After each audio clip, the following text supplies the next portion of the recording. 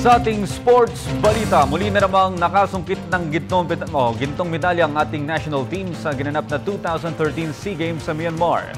Nakuha ni Daniel Patrick Kaluwag ang gold medal sa BMX event, habang ang kanyang kapatid na si Christopher John ay nakuha naman ang silver medal sa taekwondo. Nasungkit na ni Jade Safra ang gintong medalya para sa women's 53 to 57 kilograms category.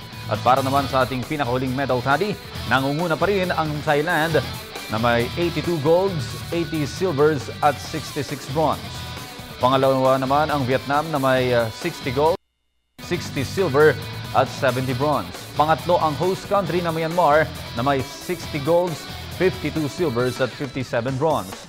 Nananatiling pangpito ang ating bansa na may 23 golds, 27 silvers at 30 bronze. Samantala, pang-apat ang Indonesia, pang-lima ang Malaysia, pang-anim ang Singapore, pang-walo ang Laos, pang-siyam ang Cambodia, pang-sampu ang Brunei at panghuli ang Timor-Leste.